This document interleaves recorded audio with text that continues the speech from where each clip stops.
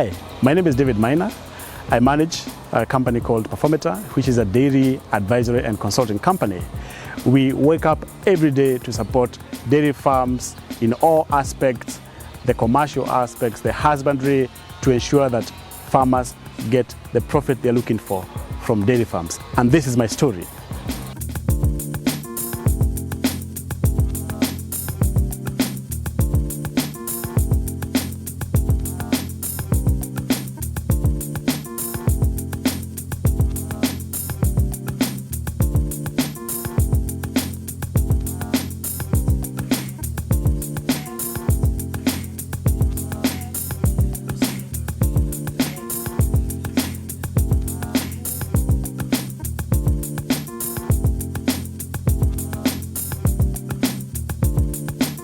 My story is interesting because I work as a dairy expert, but actually my training background is not exactly dairy.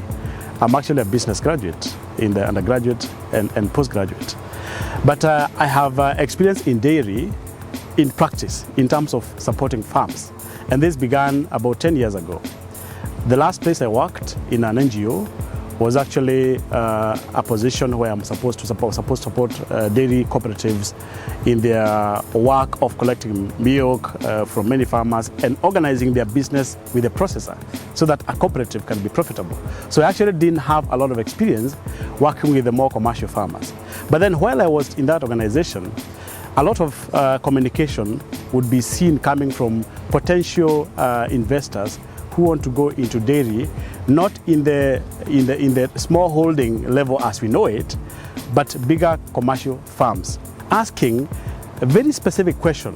Can you help me set up a farm? Can you help me with the cow barn designs? Can you train my manager? Can you train me to understand dairy?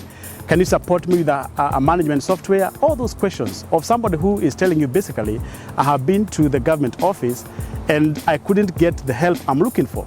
Because at that point, the government extension system had people who had been trained from university and had an orientation of supporting the smallholders, basically people who have, say, below 5 cows at the farm. But if you begin going to 10 cows, to 50, to 100, then you had a problem.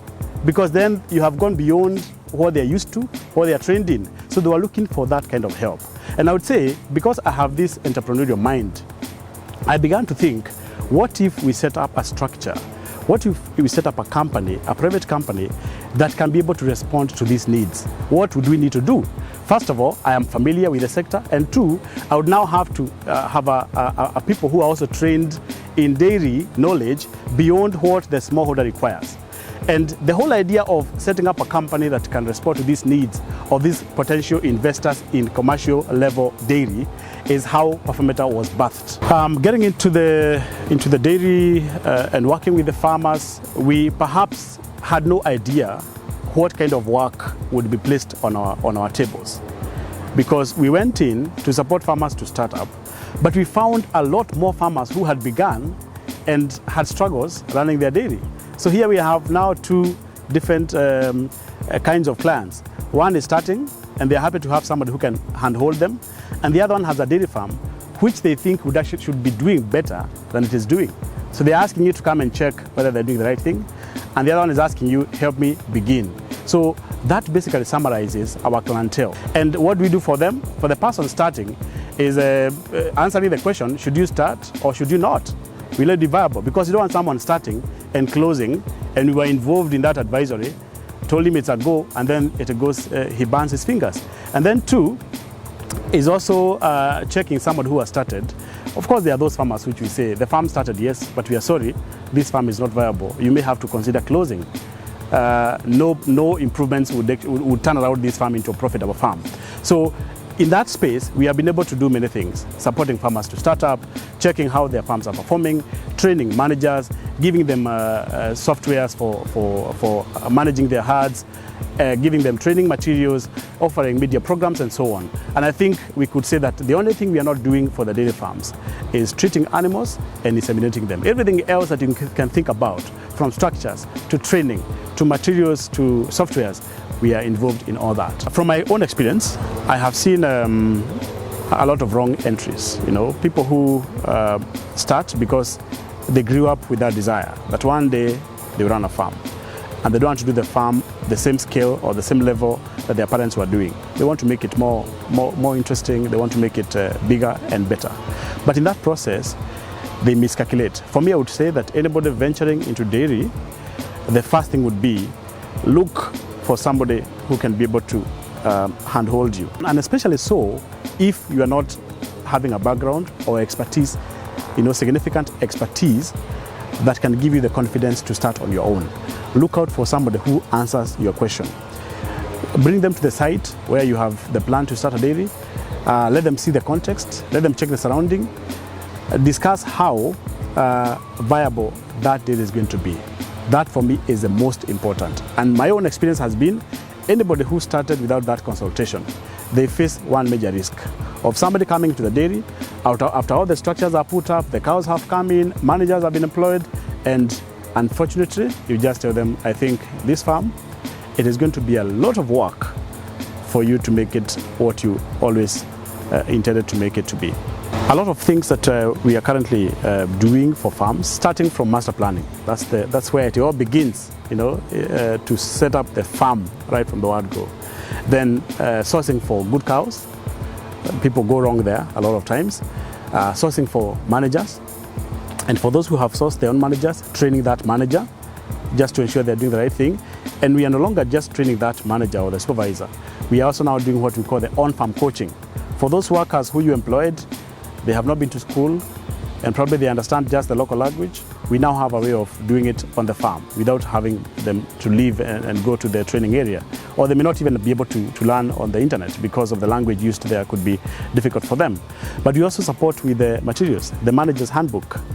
That's available or electronic. It's also available as a hard copy. We are also doing benchmarking. That's a very important service.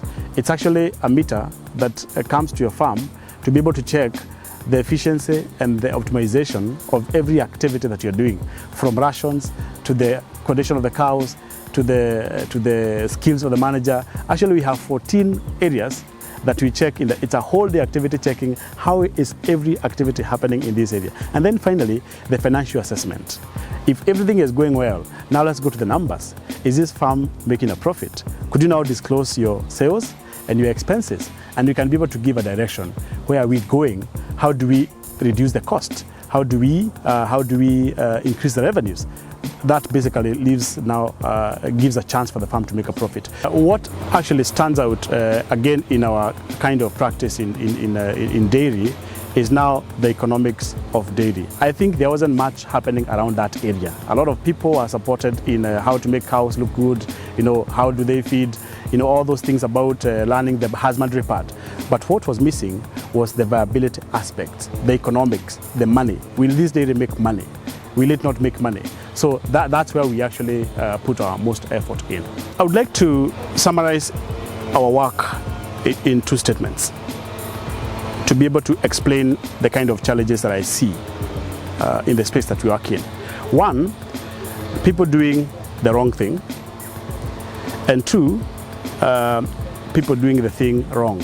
I hope I'll be able to explain that very clearly. The first one, wrong thing is that somebody who was not supposed to begin a dairy farm, and then they begin it.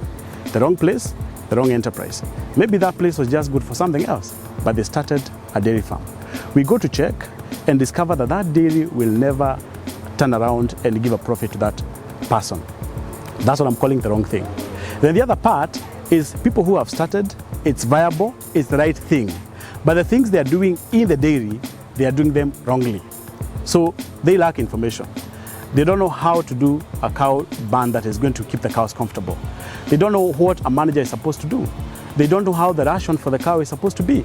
They don't know how to manage the herd so that they can keep the key performance indicators and they can lead to success. So a lot of things going wrong in a farm that has potential to be viable. That's how I would summarize the major challenges I see, both for the person beginning and the person already operating the dairy. The consultancy and advisory space is very interesting because we want to move from just writing documents and written advisory to the farms and now focus a lot on farm support. Farm support means somebody has had an advisory, it's a go for their dairy. Can we be on the site seeing what they're doing and supporting so that they do the right thing? And basically ensuring that we can see all those farms in a system. We can see the KPIs. We can see which farm is going on the red. We can be able to respond to the call for support. I think that is what is going to be more useful, because if we use the system that where only one farm can be visited, and for me to know how the farm is doing, I have to go to this farm to the other. That takes a lot of time.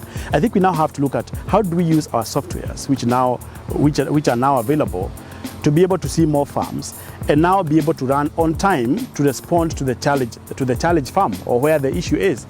That's how I see that we are going to reach more numbers in our advisory and consulting services. Different from how we started, where we would just have to visit each farm and see how it is doing. Yeah, I think that's what the future looks like for Performata. For the 7 years that we have been in this practice, what we have observed is that the demand for knowledge is very high. People understand that they need to learn more than what they know, and that's a very good attitude. But then how do we provide this? What we have been doing, providing materials in terms of physical or tangible books, is also gathering people, the investors together, the managers together for training, face-to-face training. But this is now slowly shifting.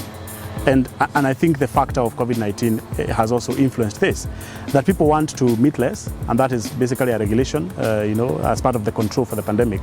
And therefore, how do we avail all this information in a way that people can still access the information without having to meet? So that is the space that you're going into. And if you look at the people we reached last year, it's about 106 people who attended the physical academy.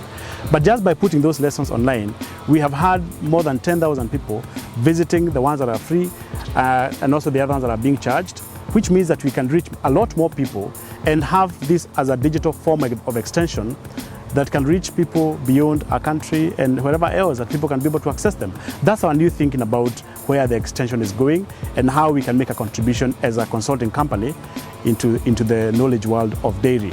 And that's my story. That's what we do, supporting dairy investors to make a return from their dairy investments. Now, I'm eager to hear what you do within your space to support farmers, to support farming, to support the sector. Share your story. That's not all with David. Starting next week, we embark on a value chain series with him, focusing on all things dairy.